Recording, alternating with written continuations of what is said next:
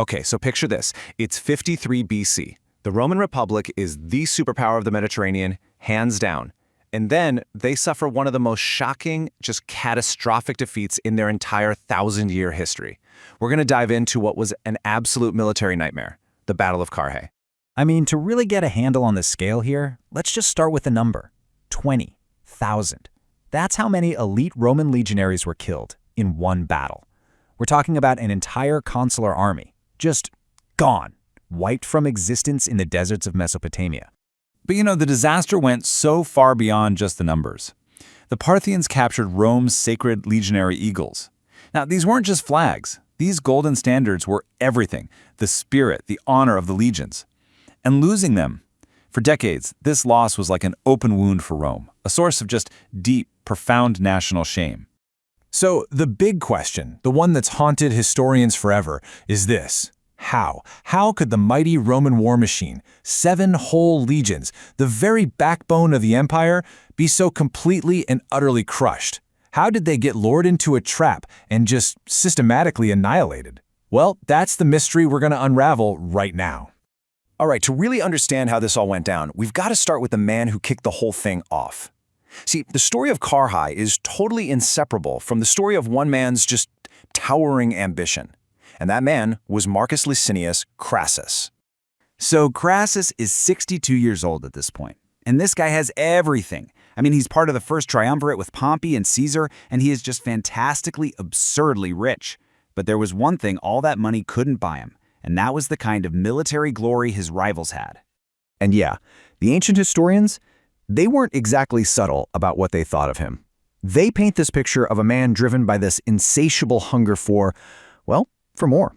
He looked east at the wealthy Parthian Empire and he didn't see a rival power. Nope, he saw a personal treasure chest just waiting for him to crack it open. But it wasn't just greed, It was this whole cocktail of motives. He was envious of Caesar's amazing victories in Gaul. He had this really dangerous underestimation of Parthia, and he wanted to boost the career of his decorated son, Publius. At the end of the day, he wanted a legacy, and he was willing to gamble an entire army to get it. So when you boil it all down, Crassus wasn't just gambling on his own skill. He was betting that the Roman way of war itself was just invincible. And boy, was he about to find out, in the most brutal way imaginable, just how wrong he was. Now looking at this, the numbers themselves don't really tell the whole story. The real key is in the composition of these armies. See, Rome brought a sledgehammer, a massive force of heavy infantry. But Parthia, they brought something totally different. An army made almost entirely of cavalry, split between these super-fast horse archers and some seriously heavy-duty shock troops. And right there, you have a huge tactical problem for the Romans. Their legions were built for one thing, close quarters combat. March up, throw your javelins, and then get in there with sword and shield. But what do you do when the enemy just won't play that game? How do you fight an army that refuses to get close? An army that can literally just ride circles around you all day long? And if those horse archers were the anvil, well, these guys were the hammer, the cataphracts. I mean, just think of them as the ancient world's main battle tank. They were a terrifying, seemingly unstoppable force of man and beast, both just completely covered in armor. Okay, so let's get into the anatomy of this defeat. Here's how it all went so terribly wrong. You've got an overconfident Roman general, an army that's totally unprepared for its enemy, and they're marching straight into a battlefield that might as well have been handpicked by the Parthians themselves. I mean, the stage is absolutely set for disaster. Crassus's first, and you could argue his most critical, mistake happened before he even laid eyes on the enemy. His ally, the king of Armenia, comes to him and offers a much safer route through the mountains, plus thousands of extra troops. But Crassus, who's just itching for a direct fight, says no. He chooses to march his army straight into the desert, which of course is the absolute perfect terrain for mobile cavalry. Now the Parthian general, a guy named Serena, he wasn't just a commander, he was a flat-out military genius. His plan was this incredible masterpiece of psychological warfare and tactical brilliance. See, he didn't just want to defeat the Romans, he wanted to break them. And that continuous arrow supply line using camels, that was a terrifying innovation the Romans had absolutely no answer for. So what do the Romans do? They do what they do best. They form their famous testudo, the tortoise formation, locking their shields together to create this wall against the endless arrows. But here's the problem. It made them a giant static target, and anytime they tried to loosen up that formation to actually fight back, bam! The cataphracts would come thundering in, shattering their lines, causing absolute panic, and then just ride away again, back out of reach. Crassus is just watching his men get ground down, and he makes a fateful decision. He sends his son Publius, with the very best of his cavalry, on a desperate charge to try and break the encirclement. And the Parthians, they see this coming. They fake a retreat, this classic tactic of the steppe nomads, and Publius, so eager for glory, charges right into the trap. It was a slaughter. The Parthians surrounded and completely annihilated Publius's force. Then, they returned to the main Roman line. And as Crassus stood there, watching, a single rider emerged from the Parthian ranks. He was holding a spear, and on top of that spear was the head of his son. The psychological blow was just devastating. In that moment, the morale of the entire Roman army didn't just crack, it shattered.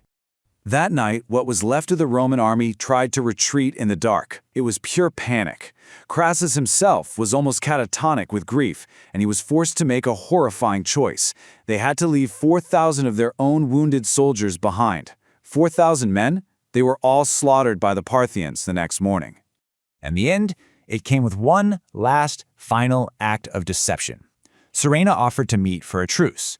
Crassus didn't want to go, he knew better, but his own troops were on the verge of mutiny and basically forced him. Of course, it was a trap. Crassus was seized and killed.